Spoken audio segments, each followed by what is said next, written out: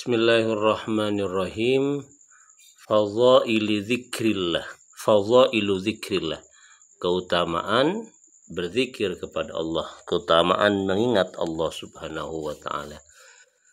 An Abi Hurairah radhiyallahu an qala Rasulullah sallallahu alaihi wasallam. Dari Abi Hurairah, Nabi bersabda, yaqulullahu taala, Allah berfirman, ana ma'a abdi ma dzakarani wa taharrakat bi syafatahu. Saya, kata Allah, bersama hambaku selama ia berzikir, menyebutku atau ingat kepadaku, dan selama dia itu menggerakkan syafatahu, dua bibirnya, untuk menyebutku. Akhrajahu Ibnu Majah wa sahahu Ibnu Hibban wa dzakarahu Ibnu Hibban wa dzakarahu Al-Bukhari ta'liqan. Hadis ini diriwayatkan oleh Ibnu Majah dan mensahihkannya Ibnu Majah, Ibnu Hibban, dan juga Imam Bukhari menyebutnya ya secara ta'liq. Wa huwa fil Bukhari bilafzi qala an-nabiy sallallahu alaihi wasallam, yaqulullahu azza wa jalla.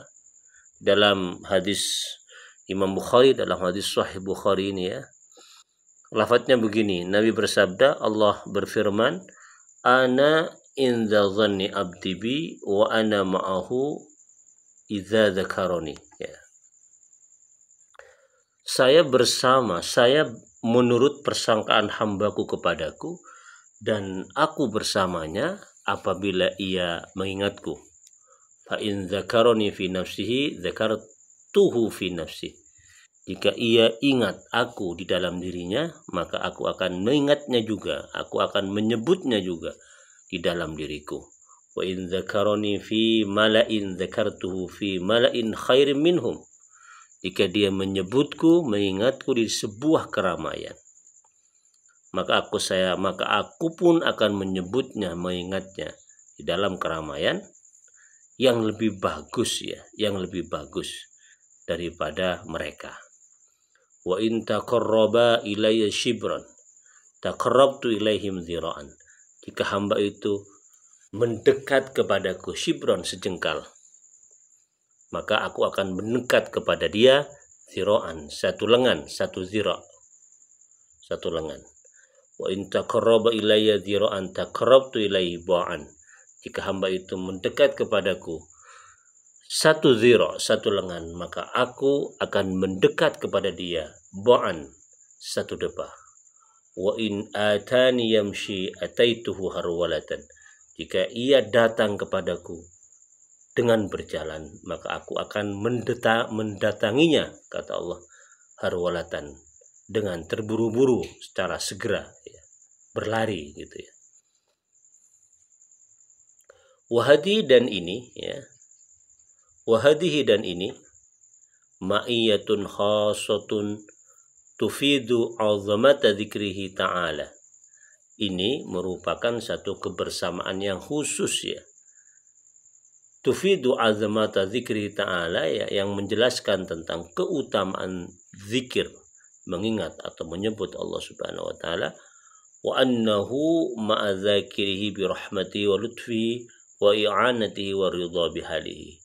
Dan Allah ya akan bersama orang yang mengingatnya ya, dengan rahmatnya ya, mencurahkan rahmatnya kepada orang yang ingat kepadanya, kelembutannya ya, bantuannya, dan Allah juga ridha kepada orang yang senantiasa zikir kepada Allah Subhanahu wa taala. Oke, lanjut. Kita lihat penafsiran dari hadis tersebut. Wa qala Ibnu Abi Hamzah ya, berkata Ibnu Abi Hamzah, ba'nahu ana ma'u bihasmi wa qasadahu min dzikrihi ya. Aku, kata Allah, bersama orang yang zikir kepadaku ya, sesuai dengan maksudnya itu dia berzikir kepadaku. Tsumma qala yuhtamalu anna yuradu az-zikru bil qalbi au bil lisan au bihima ma'an au bi imtisalil amri wa jitinabin nahya. Maksud dari zikir itu ya bisa dengan zikir hati atau dengan lisan, atau dua-duanya sekaligus. Atau yang disebut dengan zikir itu adalah, ini pemaknaan yang mungkin lebih kontekstual ya, dan lebih cocok, adalah melaksanakan perintah Allah dan menjauhi larangan Allah. Qala, dia berkata, Nabi bersabda, siapa ini qala ini ya? Apa qala Ibnu Abi Hamzah ini? Walladzi tadullu alaihi al-akhbar anna dzikra ala naw'ain. Ahaduhuma maqtu'un li sahibihi bima tadammanahu hadzal khabar. Oke. Demi Allah ini ya, demi zat ya, yang menunjukkan kepada Rasul al-akhbar akan hadis-hadis ya. Ini demi Allah Subhanahu wa taala, ini sebuah sumpah. Zikir itu ada dua macam. Yang pertama, itu terbatas kepada orang yang berzikir atas apa yang terkandung di dalam hadis di atas itu. Dari hadis di atas itu sudah menyebutkan bahwasanya orang yang zikir kepada Allah Subhanahu wa taala, maka Allah juga akan berzikir atau mengingat orang tersebut, kan begitu. Barang siapa yang zikir ya kepada Allah Subhanahu wa taala untuk dekat dengan cara berjalan, maka Allah akan zikir ingat untuk dekat kepada orang tersebut dalam keadaan berlari. Jadi keinginan Allah ya kepada orang yang berzikir itu lebih kuat, lebih dahsyat ketimbang keinginan orang yang berzikir itu sendiri kepada Allah Subhanahu wa taala. Itu yang pertama. Yang kedua, wasani ala khatarin. Yang kedua, jenis zikir yang kedua itu ala khatarin ya, dalam konteks yang sangat berbahaya.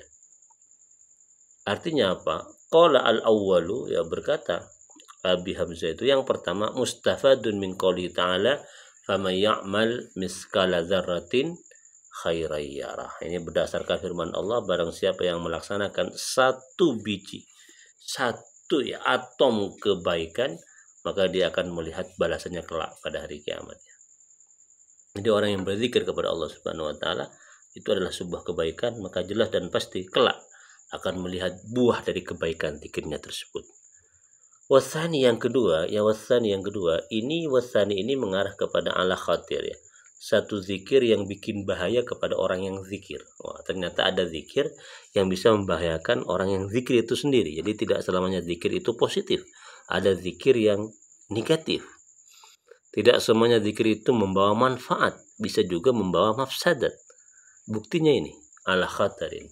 Apa dalilnya? Minal hadisil ladzi fihi, dari sebuah hadis yang kandungannya adalah sebagaimana berikut. Malam tantahuhu salatuhu anil fasya wal munkar lam yazdad minallahi illa bu'dan.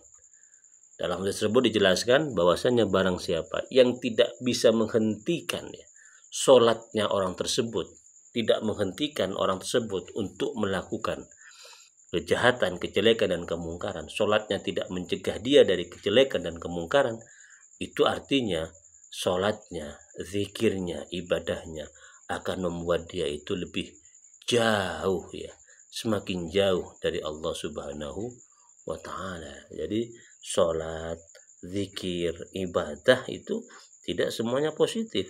Bahkan kalau kemudian ibadah, zikir, sholat itu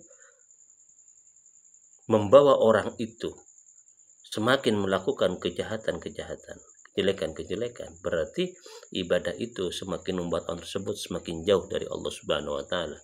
Bahaya berarti. Ini perlu elaborasi lebih jauh tentang seperti apa jenis ibadah zikir, sholat ya dan semacamnya yang bikin orang itu semakin jauh dari Allah Subhanahu wa taala. Karena ini nampaknya merupakan penjelasan dari hadis yang melawan mainstream pemahaman orang bahwa zikir itu, ibadah itu, sholat itu semuanya adalah positif ini ya. Jadi perlu diingat, ada loh orang yang beribadah semakin jauh dari Allah Subhanahu wa taala karena secara praktek kehidupan sehari-hari ternyata ibadahnya tidak membuat dia itu semakin bisa menghindar dari kejelekan-kejelekan, kemungkaran-kemungkaran. Nah, ini. Lakin akan tetapi ini sebuah solusi yang penuh yang memiliki aura pengharapan ya. Lakin in kana fi halil ma'siyah yadhkurullah li khaufin wajalin fa innahu yurjalahu. Maka akan tetapi jika ada orang ketika dia di dalam maksiat ingat kepada Allah karena takut ya. Wajalin dan juga karena takut ya. Karena takut, wedi, takut ya. Fa innahu yurjalahu, maka zikirnya itu bisa diharapkan kebaikan-kebaikannya. Jadi ada orang melakukan maksiat tapi dia masih berzikir, zikirnya itu diarahkan ya muncul sebagai ekspresi ketakutannya kepada Allah Subhanahu wa taala, takut disiksa. Maka zikirnya itu bisa diharapkan membawa orang tersebut kepada kebaikan-kebaikan karena zikirnya. Oke, demikian semoga dipahami.